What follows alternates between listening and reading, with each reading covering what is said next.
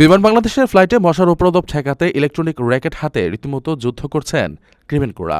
অদ্ভুত লাগলেও এমন এক দৃশ্য সম্প্রতি সামাজিক যোগাযোগ মাধ্যমে ব্যাপকভাবে ছড়িয়ে পড়েছে। ঘটনাটি ঘটেছে বিমান বাংলাদেশ এয়ারলাইন্সের ঢাকা থেকে ছেড়ে যাওয়া একটি ফ্লাইটে। শনিবার ফাহাদ নাইম নামের এক ব্যবহারকারী এক্স প্ল্যাটফর্মে একটি ভিডিও শেয়ার করেন। ভিডিওটিতে দেখা যায় বিমানের ভেতরে যাত্রীরা নিজেদের আসনে বসে আছেন এবং ক্রিমিনকোরা মশা মারার ভ্যাট দিয়ে কেবিনের ভেতর মশা নিধনের চেষ্টা করছেন।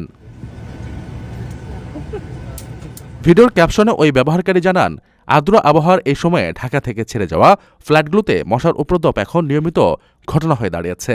ক্রিমিনকোরদের জন্য এই অনাকাঙ্ক্ষিত বাড়তি কাজের কথা উল্লেখ করে তিনি মজা করে জানতে চেয়েছেন, মশা মারার এই র্যাকেট এখন ফ্লাইটের আবশ্যিক সরঞ্জামের তালিকায় যুক্ত হলো কিনা। ঢাকা থেকে ছেড়ে যাওয়া দেশি বিদেশি ফ্লাইটে মশার উপদ্রব অবশ্য নতুন কোনো ঘটনা নয়। এর আগেও হজরত শাহজালাল আন্তর্জাতিক বিমানবন্দরে মশার কারণে যাত্রীদের চরম দুর্ভোগ পোহাতে হয়েছে। অতীতে মশার উৎপাতে আন্তর্জাতিক রুটের ফ্লাইট ছাড়তে দীর্ঘ বিলম্বের ঘটনাও সংবাদ মাধ্যমের শিরোনাম হয়েছে। বিভিন্ন সময় যাত্রীরা উড়োজাহাজের ভেতরে মশার ঝাঁক নিয়ে অভিযোগ করলেও পরিস্থিতির যে দৃশ্যমান কোনো উন্নতি হয়নি, সামাজিক যোগাযোগ মাধ্যমে ছড়িয়ে পড়া এই ভিডিও যেন তারই প্রমাণ।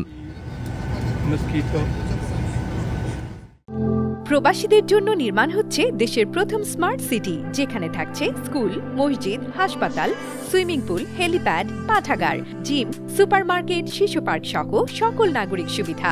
মাত্র ৩০ লাখ টাকা বিনিয়োগে মিলছে আকর্ষণীয় ফ্ল্যাট। প্লাটিনাম ইনভেস্টরদের জন্য ঢাকা বিমানবন্দরে ভিআইপি প্রোটোকল সুবিধা। বিস্তারিত জানতে যোগাযোগ করুন স্ক্রিনে দেয়া হোয়াটসঅ্যাপ অথবা ইমো নাম্বারে।